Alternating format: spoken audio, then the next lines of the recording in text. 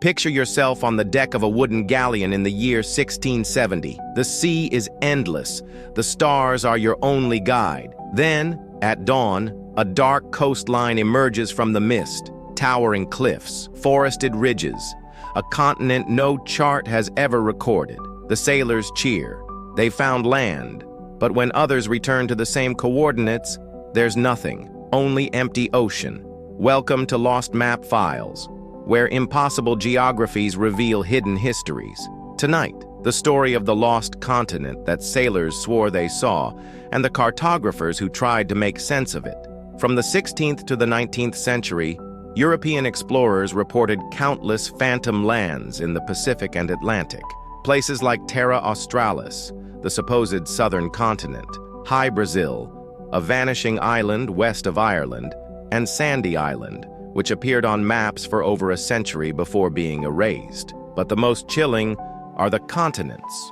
Entire land masses charted, debated, and printed on atlases, only to vanish from later editions.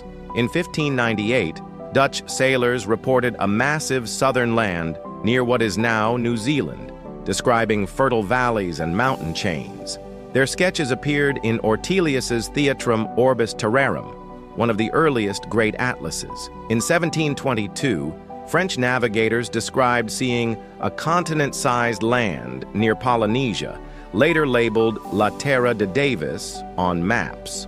British Admiralty records from the early 1800s list sightings of phantom coastlines between Australia and South America with precise coordinates. And yet, every later expedition to these coordinates found only open sea. To understand how entire continents could appear on maps, remember, early sailors relied on dead reckoning, compasses, and primitive longitude calculations. A misread star, a cloud bank on the horizon, or even floating pumice from an undersea volcano could look like land. But when reports came from multiple expeditions, cartographers faced a dilemma. Do they dismiss their patrons' reports or include them, even at the risk of error? Here's where it gets strange.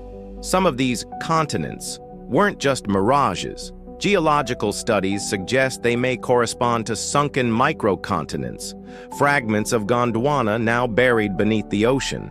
For example, the submerged landmass Zealandia, discovered in modern geological surveys, eerily aligns with old maps showing a southern continent east of Australia.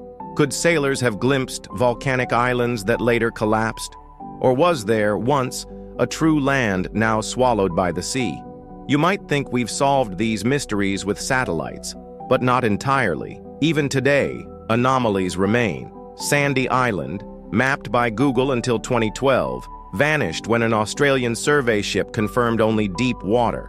And think about this. If early sailors could be so certain of continents that didn't exist, how many truths on our current maps will future generations laugh at? So ask yourself, what did those sailors really see? Mirage? Volcano? Or the last glimpse of a continent lost to time? If you were the cartographer holding their reports, would you risk drawing a phantom land?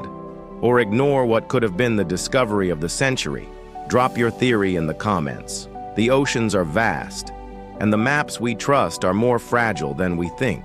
Maybe the lost continent was never real, or maybe it slipped beneath the waves before history could remember.